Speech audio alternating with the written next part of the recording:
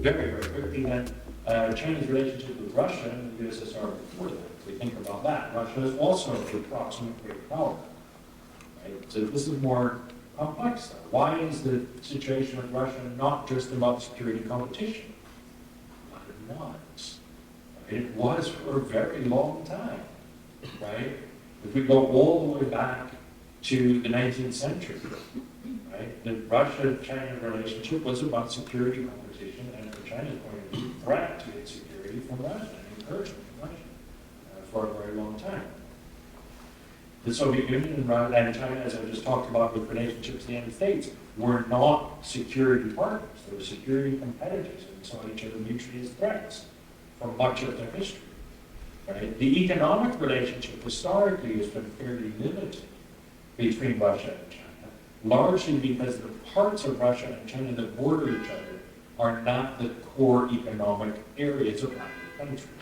They are relatively remote, relatively sparsely populated, relatively less economically central, at least when it comes to trade, than other parts of the country. But there are some structural factors that will push, I think, Russia and China to trade more with each other than might otherwise be the case. China demands heavily energy and technologies of certain kinds that Russia can supply and has supplied.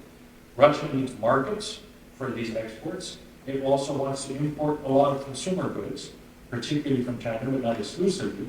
But China is a great place from which to source them. So there is this kind of structural complementarity of the two that's going to push more trade as it would otherwise be there. The security relationship, though, is an interesting puzzle. Why not see continuing competition?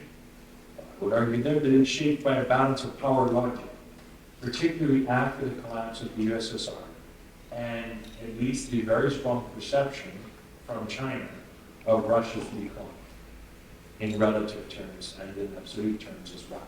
Right? So after 1991, Soviet Union has collapsed, Russia declines, and continues to decline today.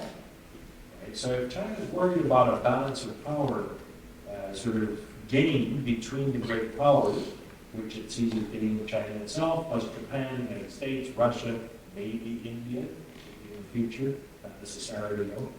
These have to balance against each other. Right? You can't have one power completely isolated or completely dominated, or a couple of them way too strong and just running roughshod over all the others.